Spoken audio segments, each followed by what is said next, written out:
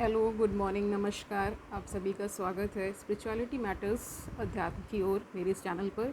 I hope सब अच्छा कर रहे होंगे, सब अपनी लाइफ को एंजॉय कर रहे होंगे, अष्टावक्र गीता ज्ञान का मनन चिंतन कर रहे होंगे और अपने जीवन में परिवर्तन भी देख रहे होंगे।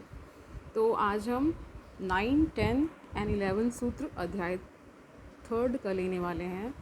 यानी अध्याय 3 हमारा चल रहा है और हम ये समझ रहे हैं कि गीता ज्ञान कितना आवश्यक है और मुक्ति के मार्ग में कितना ज़्यादा उपयोगी है और क्या है हमारे इस सांसारिक जीवन के लिए भी अति आवश्यक है। इसको ठीक तरह से चलाने के लिए भी आवश्यक है। किसी भी पीड़ा समस्या से अगर आप जूझ रहे हैं तो चाहे वो श्रीमद् भगवद गीता हो या अष्टावक्र गीता हो, सारे दुखों को हरने में सक्षम है। तो शुरू करते हैं आज का सेशन। सूत्र 9।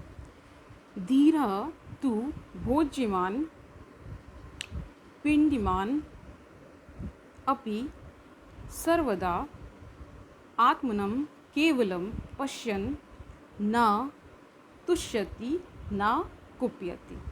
इसका अर्थ जानते हैं। धीर पुरुष विषयों का उपभोग करता हुआ उनकी अनुकूल और प्रतिकूल परिस्थितियों से सुख दुख को प्राप्त हुआ, विशेषकर विपरीत स्थितियों द्वारा पीड़ित होता हुआ भी नित्य केवल आत्मा को देखता हुआ न प्रसन्न होता है और न क्रोधित होता है। इसकी व्याख्या जानते हैं। क्या कह रहे हैं व्याख्या में? आनंदित होना, क्रोधित होना, यह सब क्या है? मन के गुण धर्म हैं जो अहंकार के कारण अपना प्रभाव प्रदर्शित करते हैं। ज्ञान रहित मनुष्य का जीवन मन तथा अहंकार के सहारे ही चलता है और क्या कह रहे हैं? अतः इनको इसकी अनुभूति होना स्वाभाविक है। धीर पुरुष अर्थात आत्मज्ञानी भी भोग तो भोगता ही है, वह पूर्व में किए गए कर्मों का भोग भी भोगता है। संसार में रहकर उसे आवश्यक कार्य तो करने ही पड़ते हैं, उससे उपस्थित होने वाले भोगों को भी भोगना ही पड़ता है।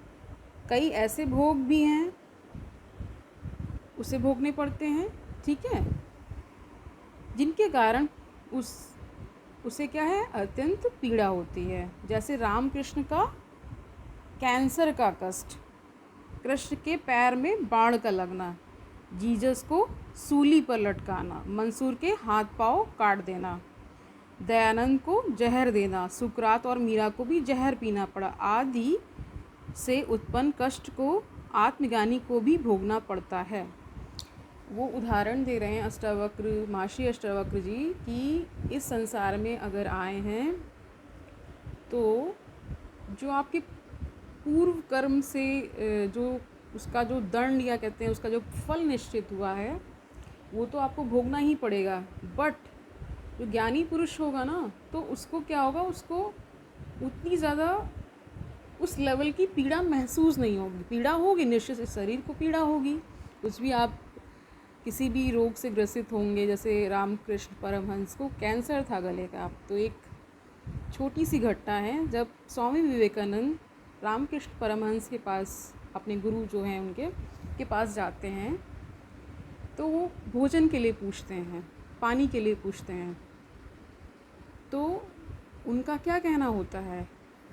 उनका कहना होता है कि क्योंकि उनको गले का कैंसर था तो वो एक घूंट भी उनको लेना बहुत मुश्किल होता था। वो कहते हैं कि मैं अब तुम्हारे थ्रू खा रहा हूँ।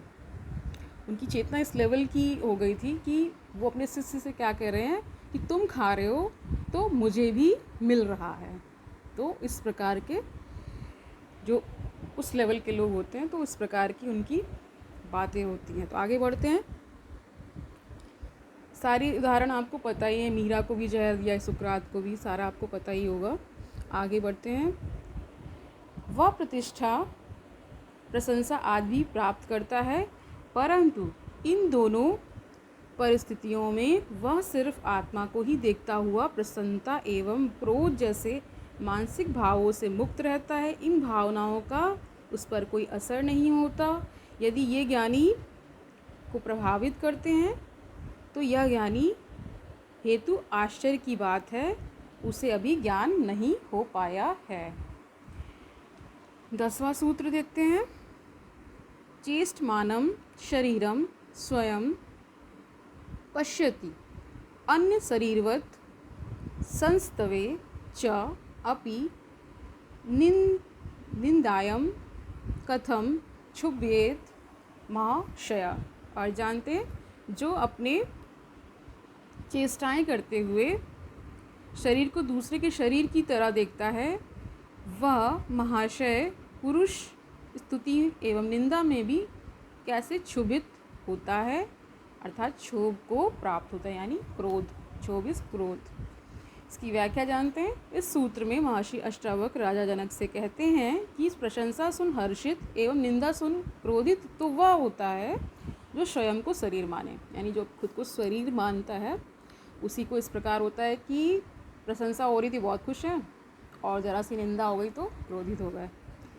तो सज्जन पुरुषों के लिए कहा जाता है, आपने बहुत सारे अन्य सूत्रों में भी जाना होगा कि जो सज्जन पुरुष होते हैं उनके लिए दोनों जो स्थितियाँ हैं वो समान हो जाती है। वो ना बहुत ज़्यादा प्रशंसा करने पे हर्षित होते हैं और ना वो निंदा होने पर ना ज़्यादा बेचैन या क्रोधित होते हैं। लेकिन जब मनुष्य को आत्मज्ञान हो जाता है तब वह शरीर को आत्मा से अलग समझने लगता है। ज्ञानी फिर आत्मा को ही स्वयं का स्वरूप मानता है, शरीर को नहीं। ज्ञान होने के पश्चात भी उसका शरीर तो चेष्टारत रहता है, यानी प्रयासरत रहता ही है। शरीर के प्रयासरत रहने से उसे प्रशंसा तथा निंदा भी प्राप्त होती है, लेकिन ज्ञानी अपने को इस शरीर से भिन्न मानता है और आत्मा की कोई क्या स्तुति अथवा निंदा करेगा, ये कह रहे हैं, प्रश्न कर रहे हैं कि क्या निंदा होगी आत्मा और उसकी क्या स्तुति होगी और क्या उसकी बुराई होगी, या वो तो तस्थता भाव में जीती है ना, साक्षी भाव में।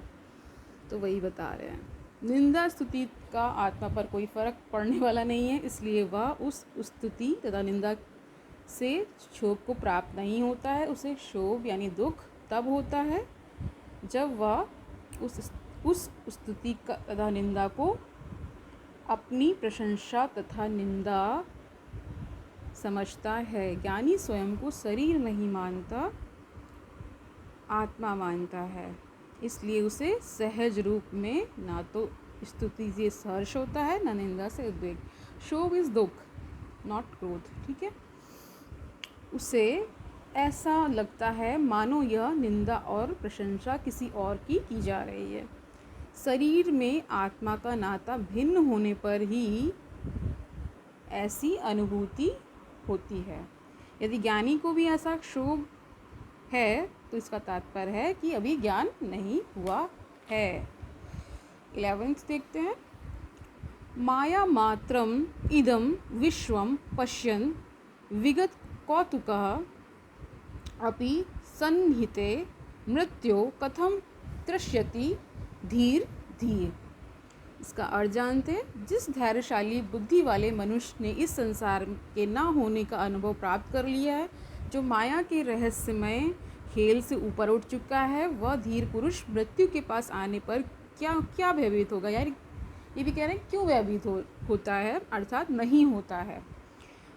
व्याख्या जानते हैं। जो तत्वज्ञानी हैं, जिसकी बुद्धि स्थिर हो गई है, ठीक है, बुद्धि स्थिर हो गई है, जिसे जगत के स्वरूप का, अपने स्वरूप का निश्चय हो गया है, वह मृत्यु से भी नहीं डरता। इसलिए महर्षि अष्टावक्र जनक से कहते हैं कि तू अपना निरीक्षण कर, कहीं तुझे अपनी मृत्यु का डर तो नहीं है।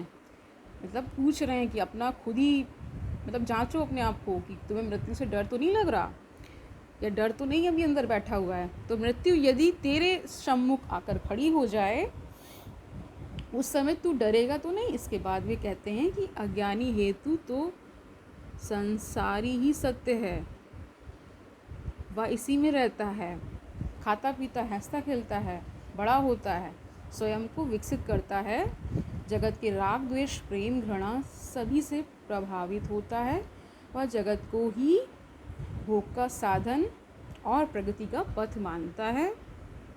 कई लोग तो इस जगत को ही स्वर्ग मानते हैं, परंतु आत्मज्ञानी को जब यथार्थ का बोध हो जाता है तो उसे यह संसार मोह माया रूपी भ्रम प्रतीत होने लगता है। अज्ञानी को इन आश्चर्यमय जगत को देखकर हैरानी होती है, ठीक है, किंतु ज्ञानी को वास्तविकता का बोध होता है, इसलिए वह इस आश्चर्य को भी पार कर जाता है। सांसारिक जीव तो मृत्यु से भयभीत होता ही है कि न जाने इसके पश्चात और कौन सी योनि जन्म प्राप्त होगा, कौन सी योनि में जन्म प्राप्त होगा, ये इसमें ही भय में ही रहता है। स्वर्ग नरक में क्या सुख दुख होंगे, इस सब से अधिक उसकी जीवित रहने की और भोगने की वासना की मृत्यु हो रही है तथा वह अनजान मार्ग पर जा रहा है, जिसके कारण वह भयभीत रहता है। मृत्यु तो एक दिन सभी को प्राप्त होनी है, ठीक है, यह सभी लोग जानते हैं, लेकिन फिर भी मरना कोई भी प्राणी नहीं चाहता है।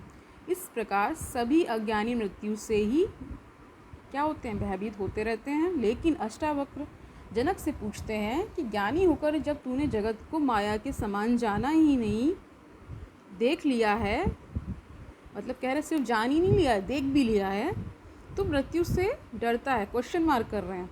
क्योंकि जो ज्ञानी होते हैं वे मृत्यु से नहीं डरते हैं, वे तो उत्सव के सदृश उसका स्वागत करते हैं। इसमें ओशो की एक किताब है, मैं मृत्यु सिखाता हूँ, उसमें मृत्यु को उन्होंने उत्सव के रूप में मनाने के लिए कहा है।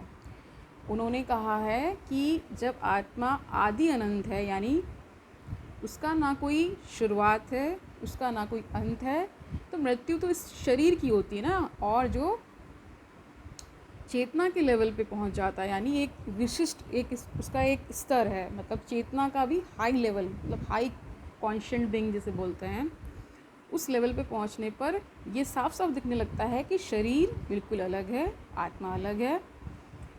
क्या है, ये एक इंस्ट्रूमेंट का काम करती है आत्मा का, ये शरीर जो है इंस्ट्रूमेंट, इसके थ्रू वो बोलती है और विविध प्रकार के जो एक्टिविटीज़ है वो करती है, ठीक है।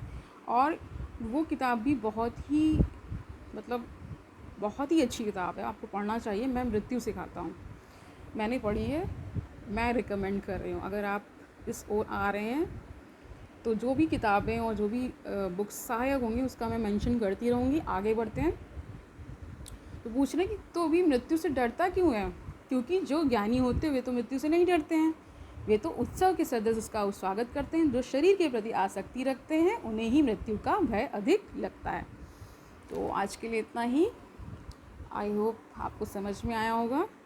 आप गीता ज्ञान का, अष्टावक्र गीता ज्ञान का मतलब समझ रहे होंगे कि कितना इंटरेस्टिंग है, मतलब बहुत ही खुद के बारे में जानना, आत्मा के बारे में जानना, इस ओर आना, अध्यात्म की ओर आना, अपने आप में बहुत ही कुछ अलग करने जैसा है और सभी को करना चाहिए।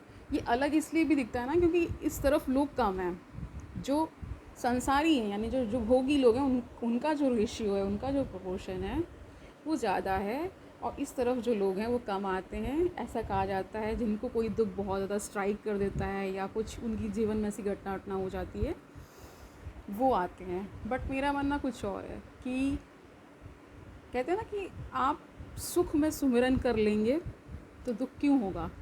तो वो जानना बहुत ज़रूरी है कि ईश्वर तो मिला ही हुआ है, और जो चीज़ मिली ही हुई है उसका सिर्फ बोध हो जाना, या मुक्ति मिली ही हुई है उसका ज्ञान हो जाना, ये आवश्यक है। हम जो भूले बैठे हैं ना, हम इधर उधर भटक रहे हैं मृग के समान, उससे हमें अपना ध्यान हटाकर इस ओर आना है। तब आपको हर चीज़ क्या लगेगा, ये पूरा ड्रामा लगेगा जिसका हम पात्र हैं। हमें एक्टिंग ऐसी करनी है कि वो रियल लगे, और ये भी अंदर अंदर जानते रहना है कि सब कुछ क्या है, एक दिन नष्ट ही होने वाला। क्षण भंगुर कहा गया ना संसार को। तो जब तक आप हैं तभी तक है, यानी ये शरीर जब तक है तब तक आप, मतलब मेरा कहने का यहाँ पे मतलब है कि कुछ भी आप नियम के अनुसार मर्यादित ढंग से अगर कोई चीज़ कर रहे हैं तो निश्चित ही आप सही मार्ग पर चल रहे हैं।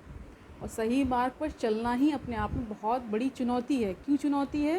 क्योंकि सही मार्ग में बहुत सारी कठिनाइयाँ आती हैं, बहुत सारा आपको संघर्ष करना पड़ता है, और ये संघर्ष ही क्या है, आपको अपने मार्ग से डिगने नहीं देगा। मतलब जब आपको इस तरफ आनंद आने लगेगा तो उस तरफ जो किसी भी माध्यम से पैसा कमा रहे हैं, किसी भी माध्यम से कुछ भी कर रहे हैं, किसी को लूट रहे हैं, किसी को शूट कर रहे हैं, किसी को मतलब किसी से पढ़ाई था इसमें कि चोरी चकारी और इस तरह के और डिफरेंट इलीगल मीन्स से पैसा कमा रहे हैं, तो उनका जीवन अंततः क्या होता है आप सभी जानते हैं। जितने भी गैंगस्टर्स होते हैं, जितने आप जान ही रहे होंगे क्राइम किस लेवल पर है, तो उनका अंततः क्या होता है आप सब जानते हैं। तो सतमार्ग पर, सन्मार्ग पर लगे रहिए, और अध्यात्म में क्या है, एक तरह से आपको रुचि आने लगेगी। तो आज के लिए इतना ही, कल फिर से मिलते हैं, तब तक के लिए हरिओम तत्सत।